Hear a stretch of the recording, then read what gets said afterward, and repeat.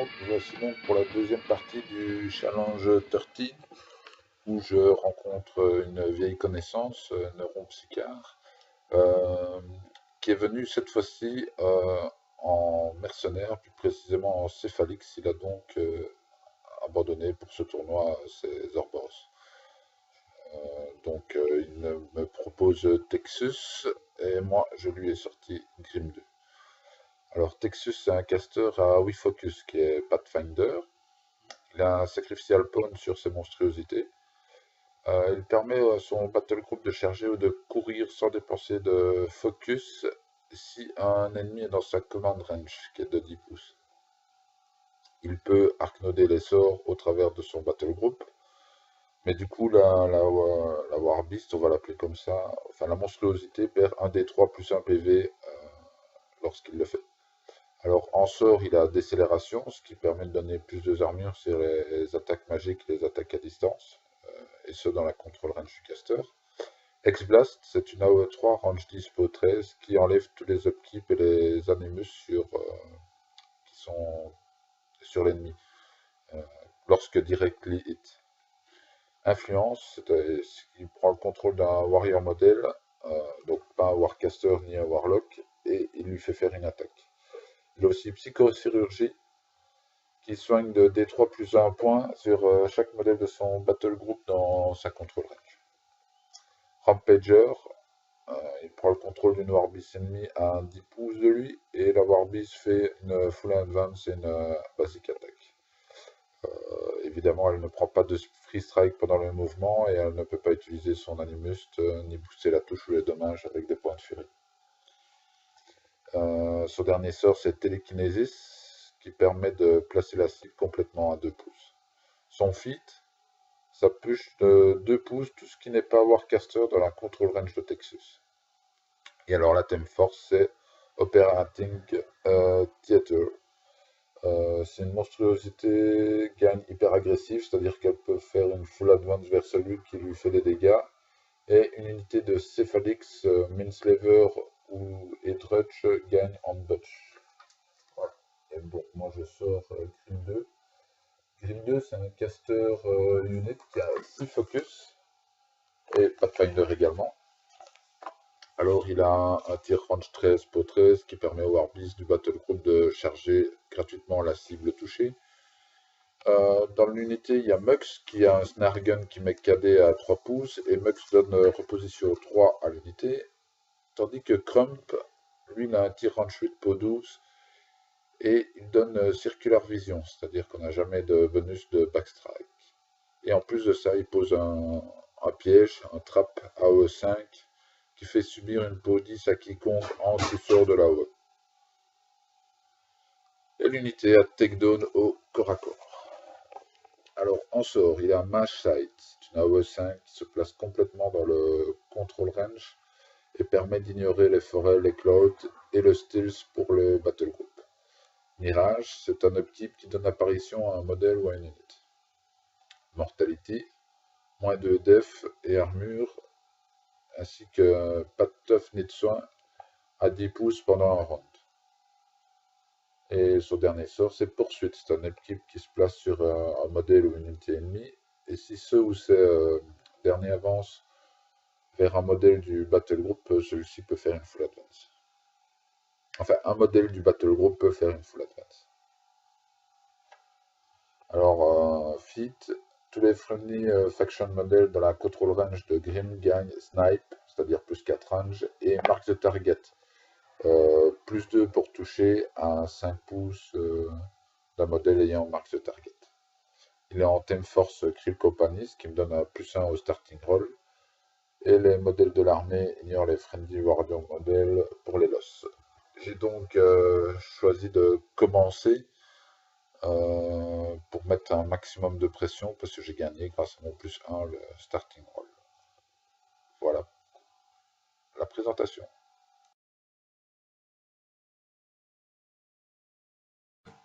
Donc comme j'ai gagné le toss, je joue premier, comme je viens de le dire. Et bon, d'abord évidemment quelques petites questions comme d'habitude sur les trait range adverses, les menaces.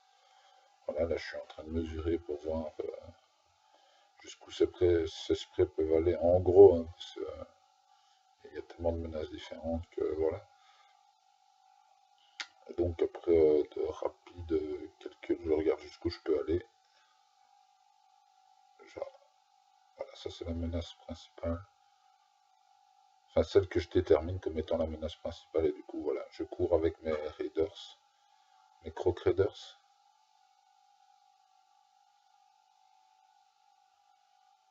Donc, voilà, toute l'unité a couru. Ensuite, ben, je fais pareil avec les Norskin Raiders, en les laissant en dehors aussi de cette fameuse menace que j'ai prédéterminée avant.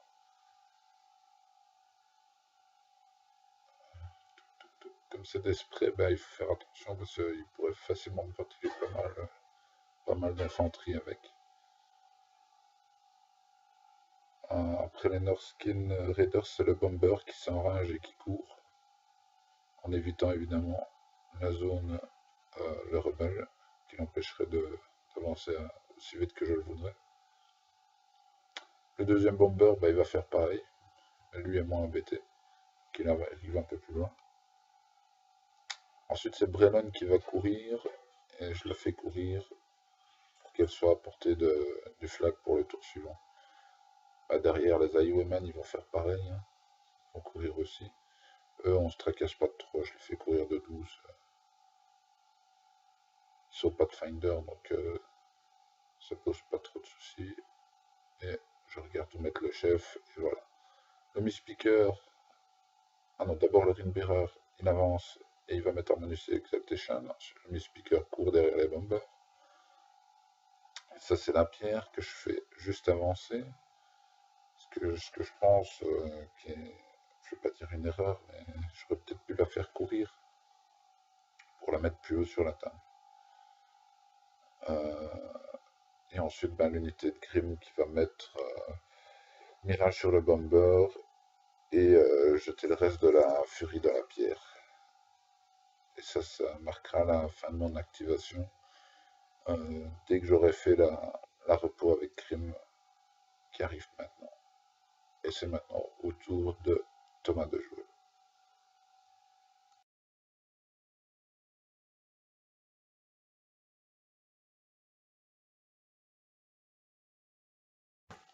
Donc c'est le tour 1 mercenaire. En préambule à son tour, je tiens à m'excuser si je faisais des erreurs de dénomination d'unités céphalix. Parce que j'ai énormément, mais énormément de mal à les reconnaître les unes des autres. Donc voilà, il est possible que je me trompe dans le Battle Report en donnant un mauvais nom. Donc d'avance, excusez-moi. Donc bah, comme d'hab, hein, il prend un feu, il regarde ce que je peux faire, il sait que je peux fitter potentiellement au tour suivant, donc tout peut tirer à 12 et toucher très facilement, ce qui pourrait avoir un bon potentiel d'attrition chez lui, donc il mesure pour éviter de me mettre un max de monde à portée de tir. Et ensuite, il réfléchit un peu à ce qu'il peut faire et il active sa première monstruosité, qui est un sublueur, je pense. Et les deux autres breakers vont aussi avancer et se mettre base to base, donc tout court, hein, sur la colline. Et derrière, Texus va s'activer. Il va arcnoder un X-Blast sur mes Norskin Raiders. Et il va en tuer un et deux autres vont réussir leur teuf. Voilà.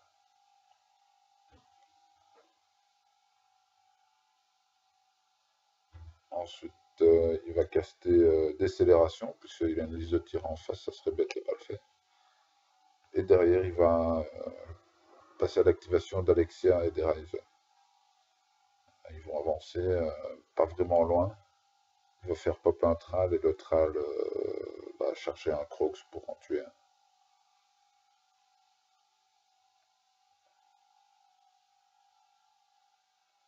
Donc là, on est en plein dans l'activation du Thrall qui cherche et qui tue un Croc. Ensuite, ce sont des Céphalix qui courent. Vous remarquerez que je fais pas d'erreur parce que je ne dirai pas si c'est sur des benders ou des slavers. Voilà, ça sera plus simple. C'est une unité de céphalix qui court. L'autre unité court à côté. Là, ce sont les overlords. Les overlords, c'est la petite unité de 3, c'est plus facile à reconnaître. Là, ce sont encore des céphalix. Il faudrait vraiment que je vois ce qu'ils font, mais j'arrive pas à retenir la dénomination différente. Et donc, entre sont passés les overlords. Donc, c'est la fin de l'activation. Tout coup, il y a encore Iron et Holt et tout ça, mais ça va être mon tour. Thomas fini son tour maintenant.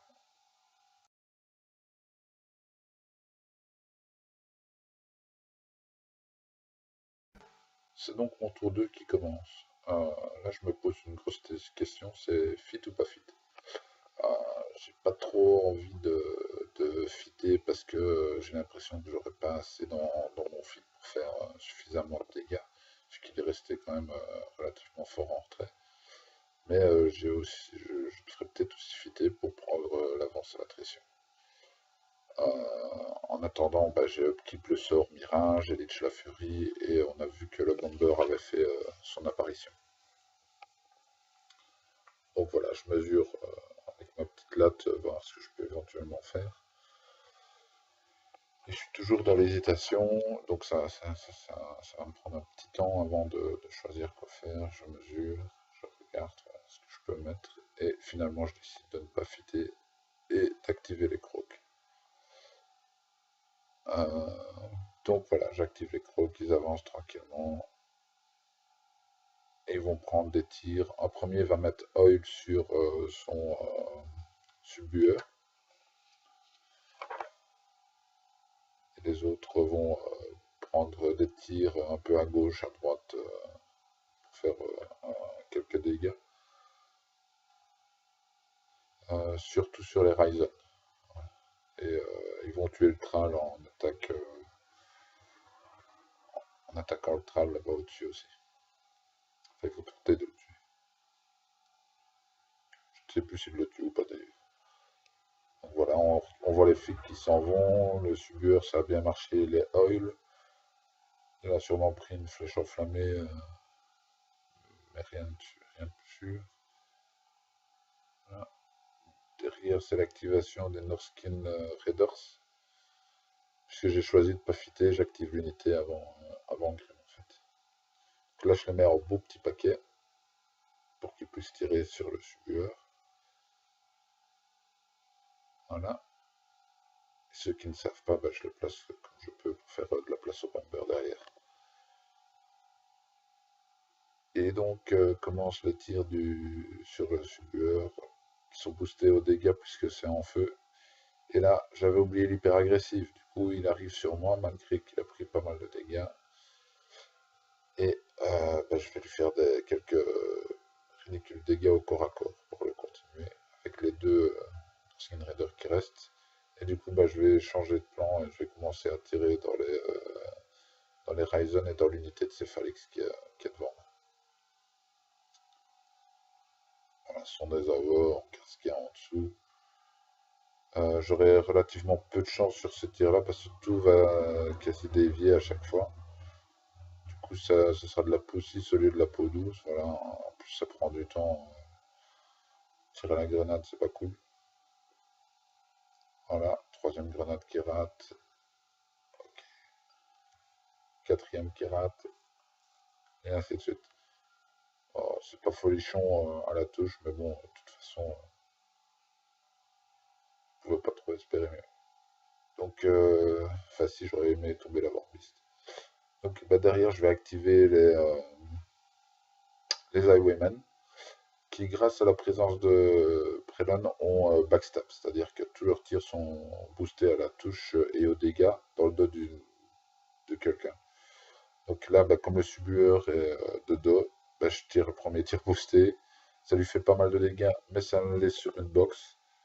Et du coup, je vais prendre des tirs avec les autres, mais à 2D seulement, puisqu'il s'est retourné grâce à hyper agressif. Et du coup, j'aurai pas cette dernière box du subbueur. Je décide donc d'activer Grim. Non, la pierre qui va courir pour bloquer. Je pense, attendez.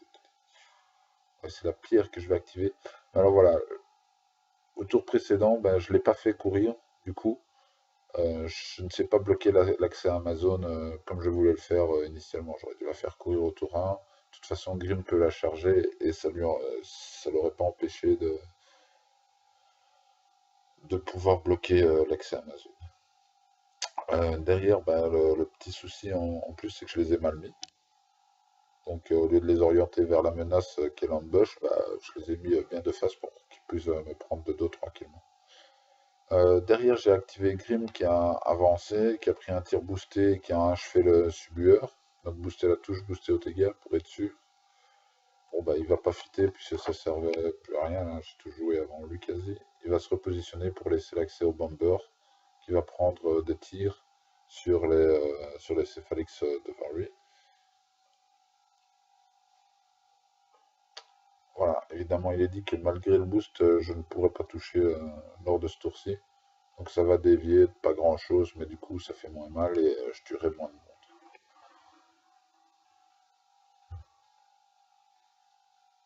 Et derrière l'autre bomber s'avance pour contester. Et je fais courir Lorinbirer et Brellen.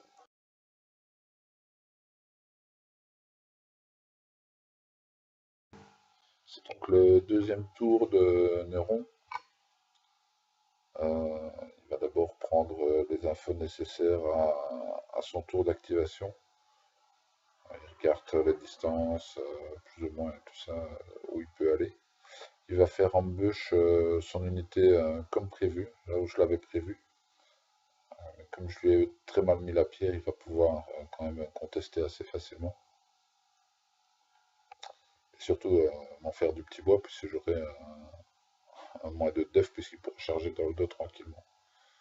Donc il regarde un peu où il peut se mettre avec Texus. Et puis ensuite, il prévoit son activation. Voilà, il attribue.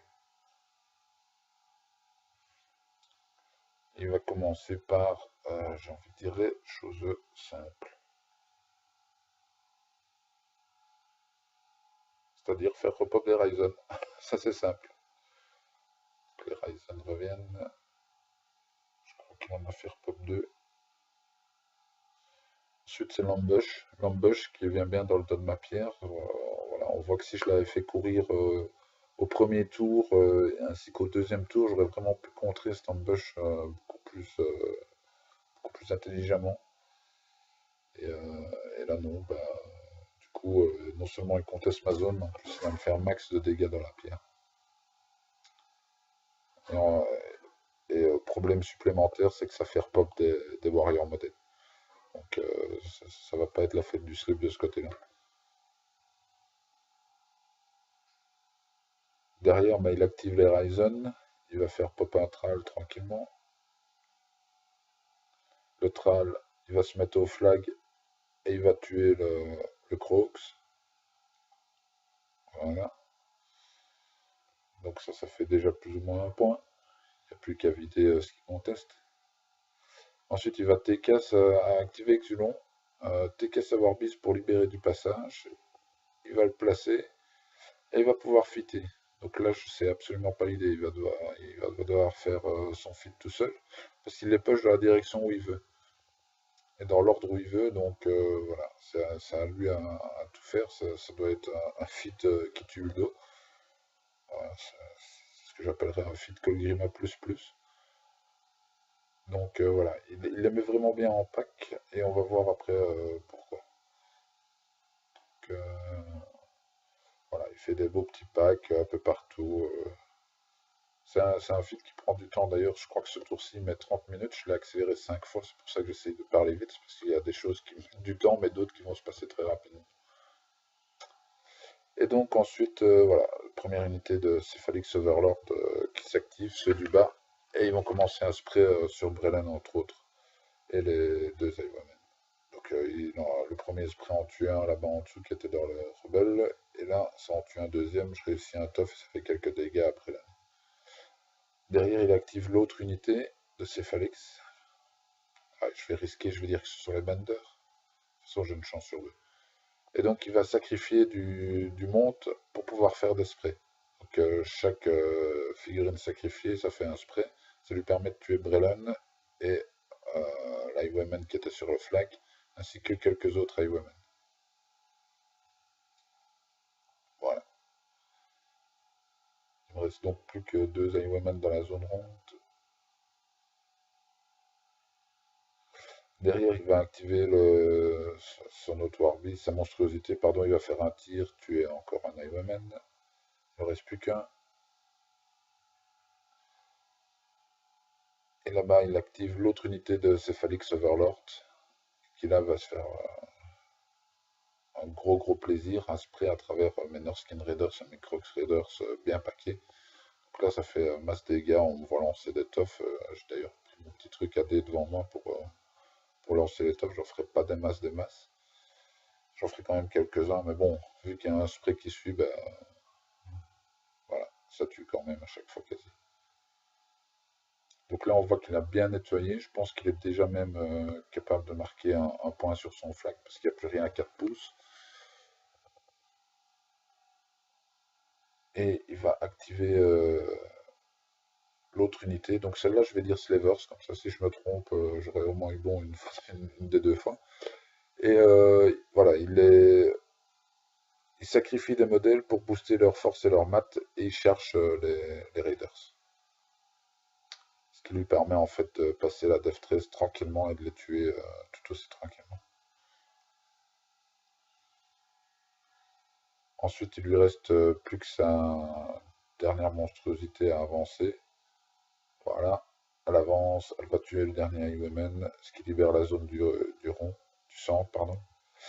Et en faisant courir Ayana et Holt, il va pouvoir marquer un point supplémentaire. Donc il passe à 3-0, début de mon tour.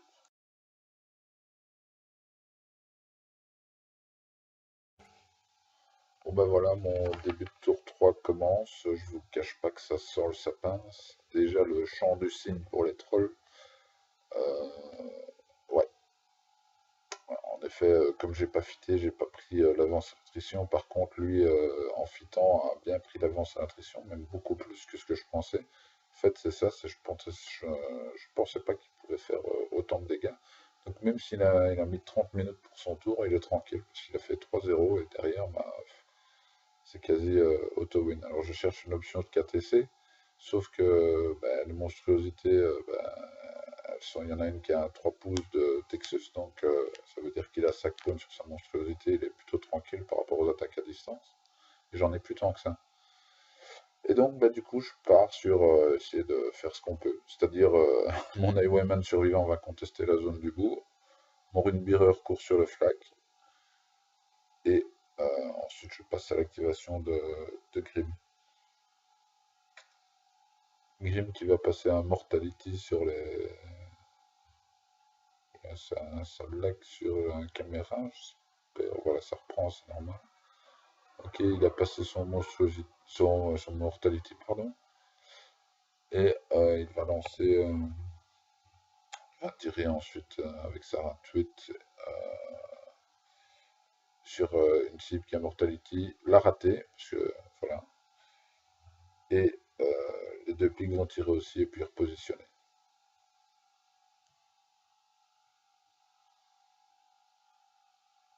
Donc voilà, ça tire.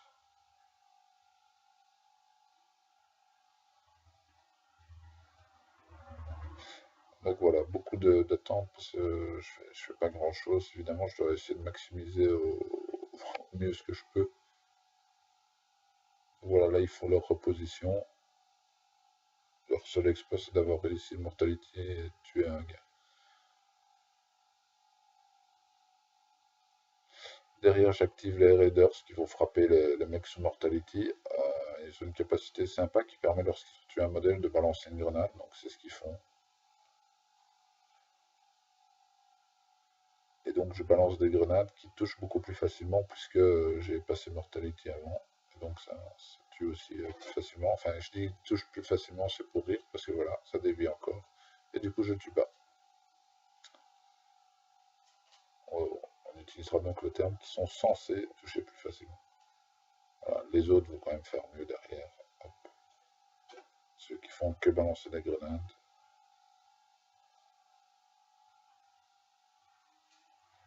Je regarde un peu ce que je peux faire avec mon bomber. Il va aimer prendre un tir boosté pour libérer un peu des gens, libérer le chemin de la pierre. Je pense même qu'il se met snipe, ce snipe, ouais.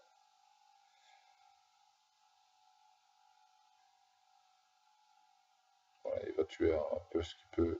L'autre bomber va faire pareil, il va se mettre à l'abri, il va se sniper, il va tirer sur Ayana et Holt. Évidemment, ça va rater.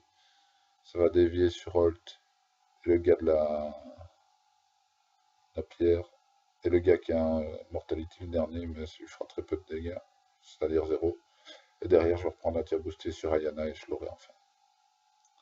Donc là, je conteste aussi la zone du centre. Et en finale, la pierre va avancer et charger des trucs tout en contestant à 4 pouces pour qu'il ne marque pas non plus sur son flag. Ce qui me permet de revenir à 3-1 et de limiter le dégât, si on peut appeler ça comme ça. Fin du tour troll.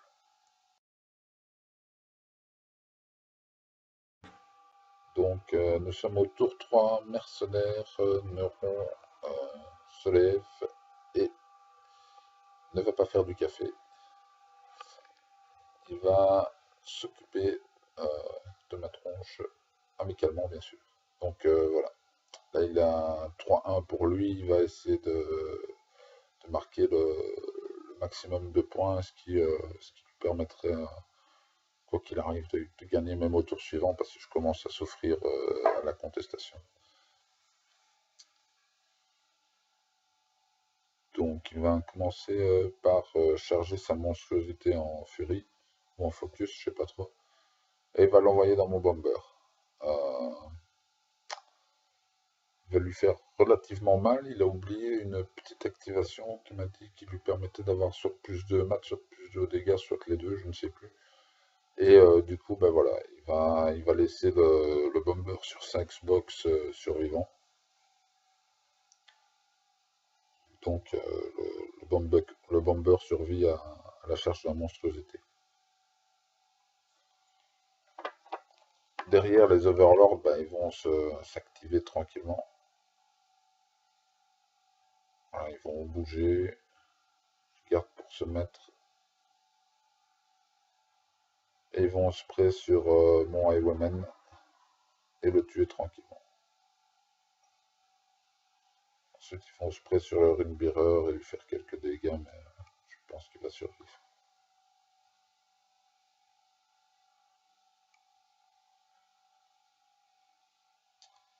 Je garde ensuite pour le reste. Qui doit. Je ne sais pas c'est quoi qui active là-bas. Ah, mais ce sont encore les overlords qui vont recommencer leur blingue du spray. Et donc il va.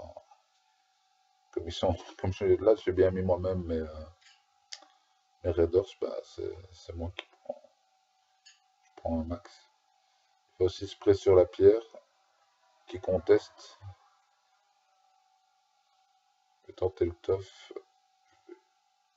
Le rater.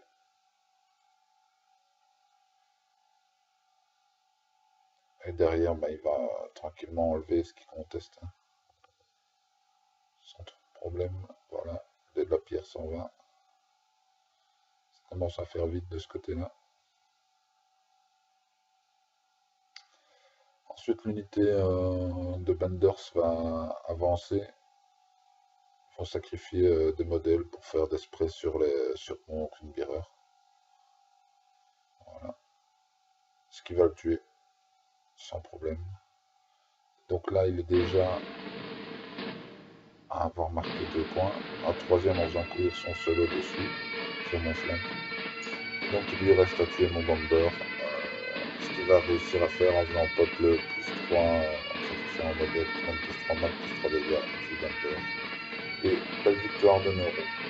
Je vous remercie de m'avoir écouté jusque là. Et je vous dis à bientôt. C'est un tournoi.